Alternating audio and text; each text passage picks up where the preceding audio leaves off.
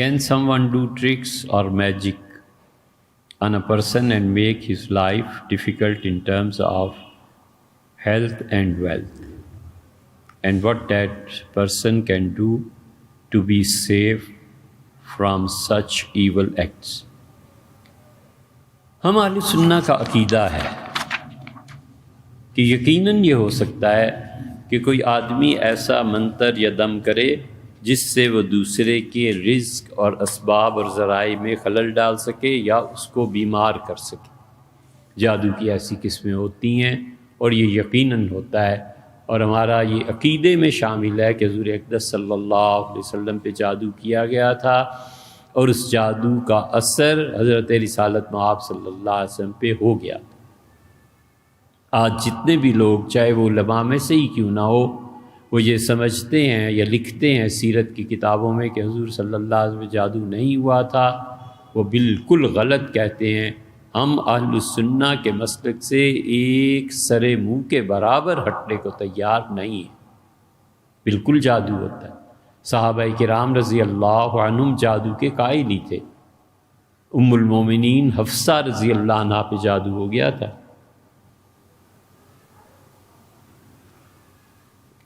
اور ام المومنین رضی اللہ عنہ بہت بیمار رہنے لگی تھی، تو انہوں نے جب تحقیق کرائی تو شام سے پتہ چلا کہ شام سے میں ایک جادوگر نے کیا، اسے بلوایا مدینہ منورہ، اور ام المومنین رضی اللہ عنہ نے اس سے پوچھا کہ میرے والد عمر رضی اللہ عنہ امیر المومنین تھے اور میں ان کی بیٹی ہوں، اور یہ کیا ہے؟ اس سے کہا بالکل کیا ہے، اور میرے جادو کا اثر آپ پہ ہے جو آپ ایسی ہیں۔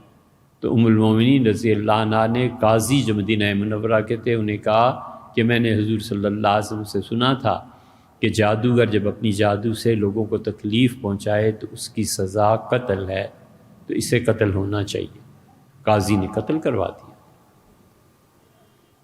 امیر المومنین سیدنا عثمان رضی اللہ عنہ تھے، ان کا دور حکومت تھا، تو انہوں نے بس صرف اتنا کہا کہ یہ کام خلافت کا تھا، مجھے پتہ چلنا چاہیے تھا۔ مطلب یہ ہے کہ حد کو ام المومنین حفصہ رضی اللہ عنہا خود سے نافذ نہ کرتی، خلافت کی طرف رجوع کرتی، اور حد نافذ کرنے کا اختیار اصل میں خلافت کا ہے۔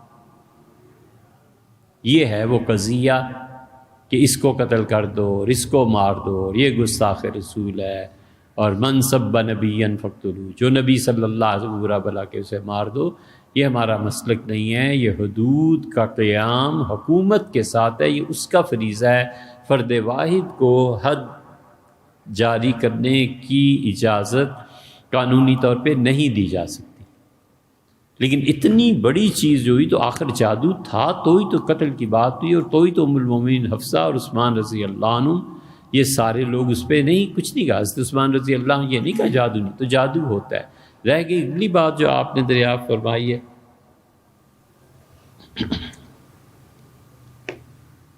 تو کتاب و سنت میں جو دعائیں اس کے رد کے لیے آئی ہیں وہ پڑھنی چاہیے۔